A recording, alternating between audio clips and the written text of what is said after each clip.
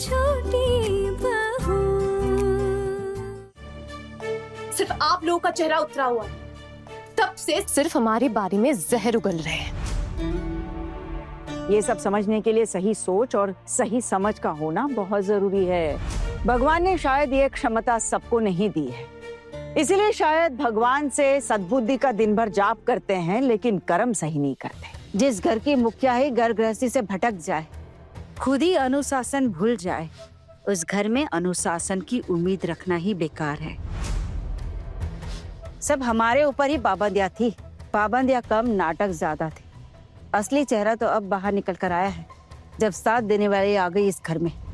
साथ देने वाले की ही कमी थी इतने दिनों तक। अच्छा हुआ भैया हमें छोड़कर चले गए, नहीं तो ये सब देखते ना तो वो सह नहीं पाते। ठाकुर जी, आपकी बातें सुन रही हूँ, इसका मतलब ये नहीं कि आप अपनी हदें पार करें। आपकी शादी हो गई है, अब उस हिसाब से आप इस घर की सदस्य नहीं हैं और आपको ये सब कहने का हक तो बिल्कुल भी नहीं है। जब तक आपके भैया जिंदा थे तब तक शायद थोड़ा बहुत हक था, लेकिन आप बिल्कुल भी नहीं है। और फिर आप मुझे क्या अनुशासन सिखा रहे हो? मैं आज तक आपकी बातें सुनती आई हूँ, इसका मतलब ये नहीं कि आप मुझ पर अपना हक जमाने लगे। यही सोचती थी कि आपकी अपनी घर गृहस्थी नहीं है तो आपको बिचारी समझकर हमेशा आपकी बातें मान लेती थी, लेकिन अब देख रही हूँ कि ज्यादा लगाव दिखाना मेरे लिए जहर होता जा रहा है। इतने सालों यहाँ रहने के बाद आपने तो बड़ी आसानी से हमें यहाँ से जाने को कह दिया दीदी, लेकिन आपने टुकुन से निकलने को नहीं कहा। क्यों? क्योंकि वो एक अच्छी नौकरी करता है, अच्छे पैसे कमाता है, इसीलिए ना। अगर तुझमें थोड़ी सी भी तमीज होती है ना छोटी, तो तू आज टुकुन की नौकरी को लेकर ये बात नहीं कहती। और ये मत भूल, इस नौकरी के पीछे भी इसी घर के लोगों का हाथ है। टुकुन की पढ़ाई लिखाई तेरे जेठ जी ने ही पूरी की है, और रही खर्चे की बात तो तेरे टुकुन के तनख्वाह में से, बोल टुकुन, बता तेरी माँ को, तेरी तनख्वाह में से कभी निजी खर्च के लिए पैसे इस्तेमाल किए हैं क्या? सारे पैसे इस घर खर्च में ही इस्तेमाल हुए हैं। और तूने आज कितनी बड़ी बात कह दी छोटी, सच में तेरी सोच बहुत ही नीचे गिर गई। मैंने घर छोड़कर जाने के लिए सिर्फ इसलिए कहा क्योंकि तुम ही लोगों को घर में रहने से दिक्कत हो रही है, और मैं नहीं चाहती कि मेरे घर में रहकर तुम लोगों को कोई दिक्कत हो। मैं तो आज भी सबके साथ रहकर ही गृहस्थी चलाना चाहती हूँ, लेकिन अगर किसी को परेशानी हो ही रही है तो मैं क्या ही कर सकती हूँ। क्या कहूँ बड़ी मामी, अगर सब इस घर में मिलजुल कर रहे तो रह सकते हैं। ये घर की बहुओं ने जो इस घर का हाल किया है ना, उसे देखकर लगता नहीं है ये सब अब मुमकिन है। मेरे घर में अब यही चलेगा पुल्टू। मतलब तो साफ है ना पुल्टू दादा। अब बड़ी माँ को समझ आ चुका है कि उनके घर की खुशियाँ उनकी घर की बहुओं की खुशी में ही है, इसलिए वो अपने बहुओं को खुश रखने के लिए हमेशा कोशिश करती रहेंगी। बहुओं की खुशियाँ भी तो जायज है ना, वो अपना हुनर दिखा के प्राइज जीत के लेकर आई है इस घर में, कुछ गलत नहीं किया उन्होंने बाहर वहाँ पे। और अगर आपको यहाँ पे रहना सही नहीं लगता है और ये सब देखना सही नहीं लग रहा है तो आप देख लीजिए जो आपके लिए सही रहेगा। टुकुन तू तो चुप ही रहे, तुझे बिल्कुल भी समझ नहीं है। तेरी बीवी ने क्या हरकत की है बीच मैदान में, और तू यहाँ उसे अपने सर पे चढ़ा कर नचा रहा है। वो मेरी पत्नी है पोल्टू दादा, तो फैसला भी मेरा ही होगा कि उसको सर पर चढ़ा कर नचाना है या फिर आपकी तरह अपनी पत्नी को पैरों की जूती बनाकर रखना है। और आपको हमारे बारे में कुछ भी कहने का हक नहीं है। और अगर माँ बाबा ये घर को छोड़कर चले जाते हैं तो ठीक है, मैं भी मीता को अपने साथ अपने काम की जगह पर लेकर जाऊंगा, मुझे कोई हर्ज नहीं है उसको अपने साथ रखने में। और फिर मेरा क्या है, जब भी छुट्टियों में आऊंगा तो इसी घर में ही आऊंगा, क्योंकि मेरे लिए तो ये घर ही मेरा घर है। मेरा तो पूरा बचपन यहीं बीता है, और ना मैं बड़ी माँ को छोड़कर कभी रहा हूं और ना ही आगे कभी रहूंगा।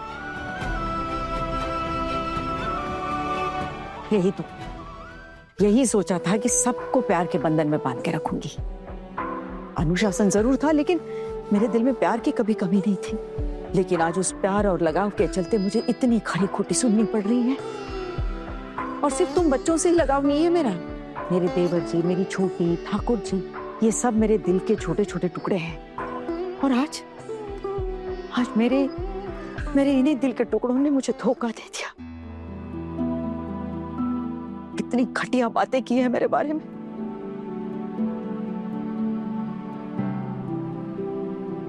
बहुत देर से मैं चुपचाप सुन रहा हूँ, कुछ कह नहीं रहा हूँ, लेकिन एक बात कहना चाहता हूँ मैं। आपकी बड़ी बहू के गाना गाने से मुझे जरा भी दिक्कत नहीं हुई। उल्टा मुझे ऐसा लगा कि मैं उसके काबिल ही नहीं हूं। इतनी होनहार होने के बावजूद अपना सपना भुलाकर वो मेरे साथ इतने सालों से अपनी गृहस्थी संभाल रही। कभी मेरी गरीबी से उसे तकलीफ नहीं हुई, उल्टा दिन भर परिवार के लिए मेहनत करती रही ताकि मेरा सर ना झुके। मैं जिंदगी भर चारू का कर्जदार रहूंगा। कर्जदारी क्यों? उसके पैरों में अपना सर रख दे। उसकी कोई जरूरत नहीं है पिशिमुनी। चारू जानती है कि मैं उसे कितना सम्मान करता हूँ। ये गृहस्थी संभाल रही है, मेरे लिए यही सबसे बड़ा आशीर्वाद है। कोई और होती तो इस परिवार में नहीं रह पाती। मैं कम कमाता हूँ, इसलिए इस घर के कई लोग मुझ पे ताना भी मारते, लेकिन चारू इस घर के लिए मेहनत करके सब चुका देती। इतना अच्छा गाना गाती है वो। अगर गाना गाना सिखाती ना तो कम नहीं कमाती। इस परिवार के लिए इसने अपने सपनों को त्याग दिया, और अब इसके लिए मुझे इसका जिंदगी भर कर्जदार रहना पड़े या उसे सम्मान देना पड़े तो मुझे कोई दिक्कत नहीं है। मुझे गर्व है अपनी बीवी पर।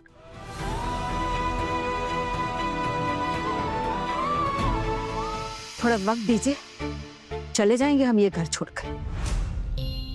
भाभी, मुझे ऐसा लगता है ना कि हम लोग ज्यादा दिन एक साथ रह नहीं पाएंगे, लेकिन ऐसे अचानक जा भी नहीं सकते क्योंकि आपकी बदनामी होगी। मेरे बदनामी को लेकर आप चिंतित मत होइए देवर जी, अब जा सकते हैं।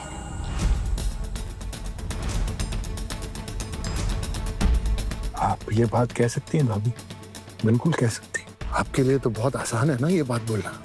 मैं इतने समय से आपके साथ रह रहा हूँ, आपको भगवान माना है। मैं तो ये सोच भी नहीं सकता भाभी। अब लग रहा है कि मुझे ये सोचना पड़ेगा। हम नहीं चाहते कि कोई भी ये घर छोड़कर जाए, और ना ही मेरी सासू माँ चाहती है। लेकिन एक बात तो सही है कि अब हम दूसरों की इच्छाओं पे अपनी जिंदगी नहीं जिएंगे। तो वो दिन आप लोगों ने हमारा अपमान किया, हम लोगों को ऐसे घर के बाहर रहना पड़ा, फिर भी हम सब वापस लौट कर आए और एक साथ रहना भी चाहते। पर अब हमारी भी एक शर्त है माँ। कैसी शर्त? सब कुछ मैं ही कहूँ, आप लोग कुछ नहीं कहोगे? अरे नहीं आना, ऐसी बात नहीं है। जो तू कह रही है बिल्कुल सही कह रही है। हम तेरे साथ हैं और इसीलिए तुझे आगे किया कि तू कह दे। वाह दीदी, आप लोग मेरे कंधे पे बंदूक रख के चलाइए, और फिर बदनामी मेरी हो कि मैं अपनी सासू माँ को भड़का रही। मैं अकेले क्यों झेलूं ये बदनामी? आप लोग भी बोलो। अच्छा ठीक है, मैं बोल देती हूँ। वो मामी माँ, क्या है ना, हम सब ना दुर्गा पूजा कराना चाहते हैं।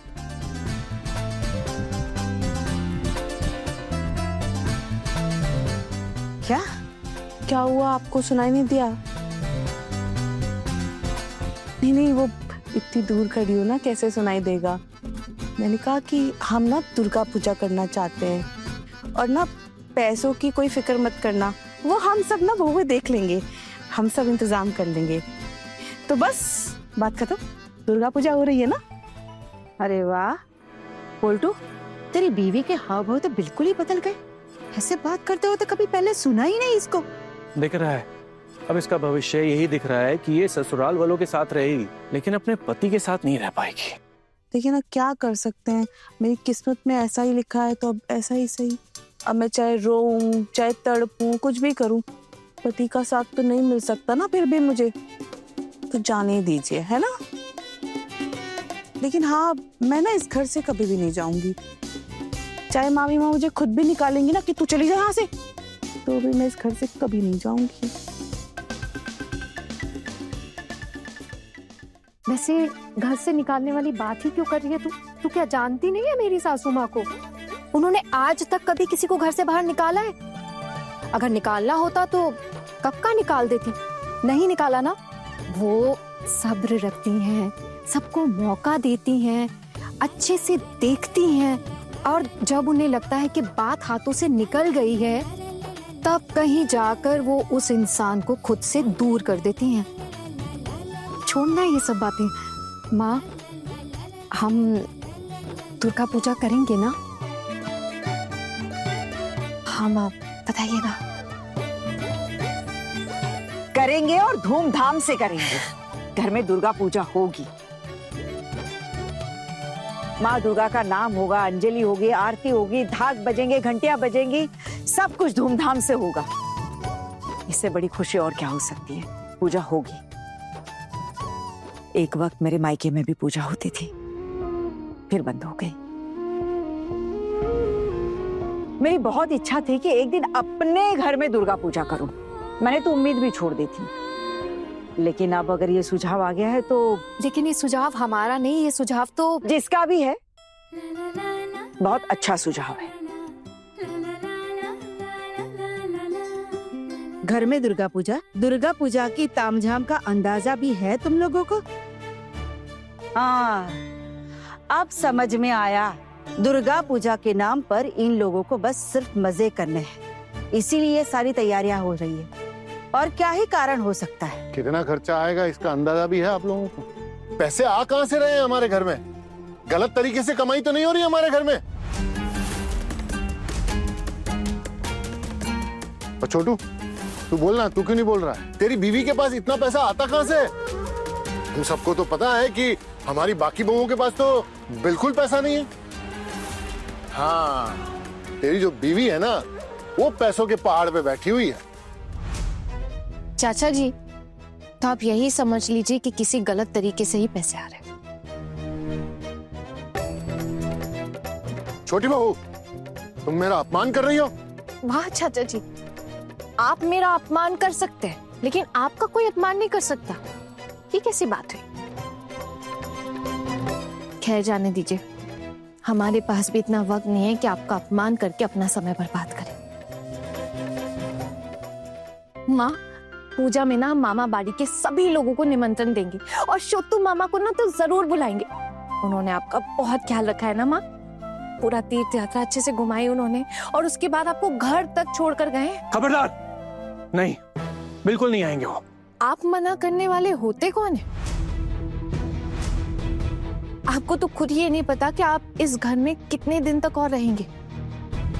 ये घर हमारा है और हम माँ की सगी बहू है।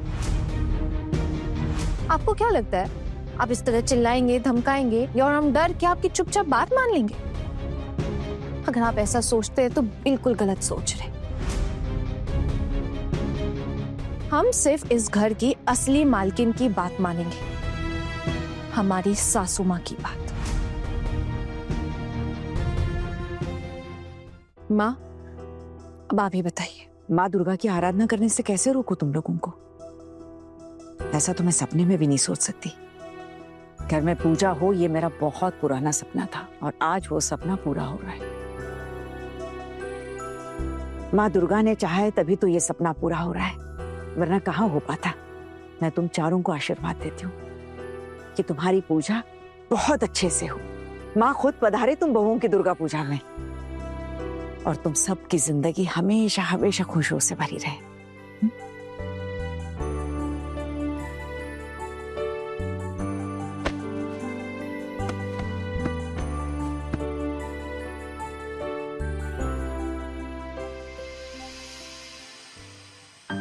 एक बात बता, तेरे पास क्या ये पैसों का पेड़ लगा है जो हिला हिला के पैसे निकालोगे? अरे दुर्गा पूजा है, कोई आम पूजा नहीं है। कुछ हिसाब किताब लगाया? कितना खर्चा होगा, क्या होगा? मैं तो 1 रुपया नहीं दे पाऊंगी, और ऊपर से सारे तीर्थ पे इसने अपने पैसे खर्च कर दिए मेरे लिए। अरे माँ, हमने फूड फेस्टिवल में वो खाना बेच के पैसे कमाए थे ना, याद नहीं आपको? और फिर हमें 50,000 का प्राइज भी तो मिला था। 50,000? 50,000 में पूजा करेगी? माँ बस 50,000, इसमें कुछ भी नहीं होगा। है? आप बैठिए, आप बैठिए। अब मेरी बात सुनिए। अभी देखिए, हमारे सबके रिश्तेदारों को बुलाना है, 4 दिन का खर्चा है। पूजा तो अच्छे से करनी होगी ना? आना, हम तो कुछ भी नहीं दे पाएंगे। हमारा तो जो भी खर्चा चलता है वो तेरे ही पैसों पे चलता है। और दीदी, आप पहले मुझे ये बताइए कि हमने क्या कसम खाई थी? हम चारों ने कहा था ना कि चाहे कुछ भी हो जाए हम चारों हमेशा साथ रहेंगे, एक दूसरे का हाथ थामे रहेंगे और हमारी माँ का हाथ सदा हमारे सर पर बना रहेगा। फिर क्या दिक्कत है? अगर हम खुद ही सोचते रहे कि हम एक दूसरे से अलग हैं, तो दूसरे भी कभी हमारी एकता को नहीं समझेंगे। मुझे तो पता ही नहीं है कि मेरी किस्मत में क्या लिखा है। क्यों रे, उल्टो ने फिर से सताया क्या तुझे? हाँ? नहीं मामी माँ, यहाँ तो वो कुछ नहीं कहेंगे, लेकिन वो सब ना घर छोड़ देंगे। घर छोड़ के जाएगा? जाएगा कहाँ? अरे पोल्टू तो एक नंबर का कंजूस है। वो तो कंजूसी में मक्खी भी चूस लेगा, पता है तुझे? और ऊपर से घर का किराया। अरे उसकी जान निकल जाएगी देते देते। बात तो आप बिल्कुल सही कह रही हैं मामी माँ, लेकिन उन्होंने ना मेरे बाबा से शिकायत की है। उन्होंने कहा है कि तुम शादी में तो कुछ नहीं दे पाए, लेकिन अभी घर बनाने के लिए या तो जमीन या वो फ्लैट के पैसे देने पड़ेंगे। ये कोई मजाक है क्या? ऐसे तो नहीं मांग सकते वो पैसे। आपको टेंशन लेने की कोई जरूरत नहीं है मेज दीदी। अगर जरूरत पड़ी ना तो मैं फोन करूंगी काका बाबू को और बोलूंगी कि बेटी के नाम पे ना 1 रुपए देने की जरूरत नहीं है। अगर आपके दामाद को फ्लैट चाहिए ना तो उनको बोलिए अपने दम पे जाके। पता नहीं आना, मेरे पापा को शायद लग रहा होगा कि वो ना मुझे शायद दोबारा मायके भेज देंगे और फिर दोबारा वो बोझ भी तो नहीं उठा पाएंगे ना मेरा। तो जानती है ना आना, बेटी के ससुराल में शांति बरकरार रखने के लिए ना कर्जा भी ले लेंगे और फिर शायद वो फ्लैट और जमीन दे देंगे। अगर आप अपने बाबा की अपनी बेटी है ना और उनका भला चाहती है तो कभी भी इस बात के लिए हाँ मत कीजिएगा। कहाँ उनकी इस उम्र में आप लोगों को उनके लिए कुछ करना चाहिए और आप उन्हीं से पैसे लेके अपनी जिंदगी गुजारना चाहती है। तो फिर तो ही बताना आना, मैं क्या करूं? मेरे पास कुछ करने की हिम्मत नहीं है। क्यों नहीं है? अभी आपकी उम्र ही क्या है दीदी? आप चाहे तो कबड्डी खेलना फिर से शुरू कर सकती हैं। क्या? वाह वाह छोटी बहू, ये है मेरी सबसे होनहार बहू। है क्या है? कबड्डी शुरू कर दो। अरे कैसे करेगी? इतना आसान है क्या? और इस घर में रहकर ये हो पाएगा? पोल्टू की बीवी है वो, करने देगा उसे? राजी हो जाएगा वो? और मान लो छुप छुपाकर 1-2 दिन कर भी लिया, कभी ना कभी तो पकड़ी जाएगी ना। अरे कहीं नहीं पकड़ी जाएगी माँ। क्यों पकड़ी जाएगी? मैं हूं ना, मैं किसी को कुछ पता नहीं चलने दूंगी। और फिलहाल हमारे लिए सबसे ज्यादा जरूरी ये है कि मेज दीदी इस घर से ना जाए। पोल्टू देवर जी को जानती है ना तू, क्या भरोसा इसका हाथ पकड़ के खींच के ले जाए। दीदी आप जाओगे क्या? नहीं तो मेरे पास और कोई रास्ता भी तो नहीं बचा है। क्यों नहीं बचा है? आप बस बोल देना कि आप ये घर छोड़कर नहीं जा रही, बस। हाँ जानते हैं, वो मुझे छोड़ देंगे और 2 महीने के अंदर दूसरी शादी भी कर लेंगे। वो हमेशा इसी मौके की तो तलाश में रहते हैं ना। मेज दीदी, आप जिसके लिए इतना सैक्रिफाइस कर रही हैं, अगर वो इंसान 2 महीने भी नहीं रुक पाया और एक और शादी कर लिया तो आपके सैक्रिफाइस की क्या कीमत रह जाएगी? फिर करने दीजिए उन्हें शादी। शादी करने का मतलब यही है कि उनके दिल में आपके लिए ना कोई जगह थी और ना है। आप सिर्फ काम निकलवाने का एक जरिया थी उनके लिए। क्या ऐसी जिंदगी बिताना चाहती हैं आप? माँ आप कुछ नहीं कहेंगी क्या? मैं क्या कह सकती हूँ इसमें? पोल्टू की पत्नी अगर वो उसे ले जाना चाहेगा तो मैं कर ही क्या सकती हूँ। आपकी बात भी सही है माँ, आप नहीं रोक पाएंगी। मेज दीदी को ना खुद अपने लिए आवाज उठानी पड़ेगी, खुद मना करना पड़ेगा कि वो नहीं जाएंगी। आना, मुझ में इतनी हिम्मत नहीं है, मैं नहीं कर पाऊंगी। ठीक है फिर आपने अपनी जान दे दीजिए।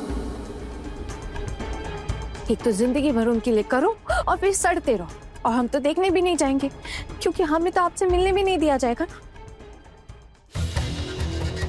आपके लिए ना इतनी लड़ाई लड़ने का कोई फायदा नहीं निकला।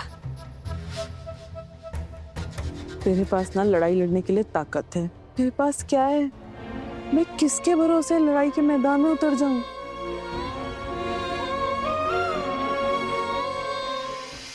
अपने आप के भरोसे दीदी। आपको अंदाजा भी नहीं है कि आपके अंदर कितनी काबिलियत है। आप फिर से कबड्डी खेलना शुरू कीजिए। एक दो कंपटीशन में पार्टिसिपेट कीजिए, जीतिए। आप बहुत आसानी से कबड्डी ट्रेनर बन सकते हैं किसी स्कूल में, पता है आपको। और इतना तो कर सकती है ना आप इसके लिए। सिर्फ एक दो मैच में पार्टिसिपेट तो करना होगा। मैं कर पाऊंगी। बिल्कुल कर पाएंगी। बिना कोशिश किए हार नहीं मान सकती। ये वो कह रही है तो उसकी बात तो सुन। कोशिश करने में क्या अर्ज है? फिर चाहे भविष्य और वर्तमान का सत्यानाश ही क्यों ना हो जाए।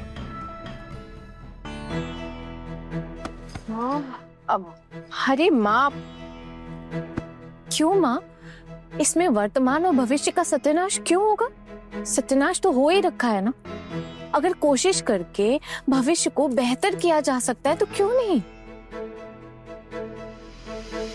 तेरी सोच तो बिल्कुल शोधुदा जैसी है रे, एकदम क्रांतिकारी विचार दोनों के भी। वो तो ऊपर से भगवान को भी नहीं मानते। अरे वो मर्द है, उनकी बात अलग है, लेकिन तू, तेरे साथ ऐसा नहीं चलेगा। माँ, लड़के लड़की में क्या फर्क है? शारीरिक रचना के अलावा क्या फर्क है दोनों में? जो काम एक लड़का कर सकता है ना माँ, वो आप भी कर सकती है। आप खुद बताइए माँ, अगर आपको भी शुतु मामा जैसे पढ़ने लिखने का मौका मिलता तो आज आप भी जॉब करती ना, अपने पैसों से अपने हिसाब से अपनी जिंदगी चलाती। और कितनी लड़कियां चला भी रही हैं। आप इस बात से इनकार नहीं कर सकती है माँ कि शारीरिक रचना के अलावा लड़के लड़की में और कोई फर्क नहीं है। हमें भी उतना ही हौसला है माँ जितना उनमें है, बस हमने कभी अपने हौसले को पहचाना नहीं। मेरी दीदी में इतने गुण हैं, फिर भी वो चुपचाप क्यों सब कुछ सहती रहे?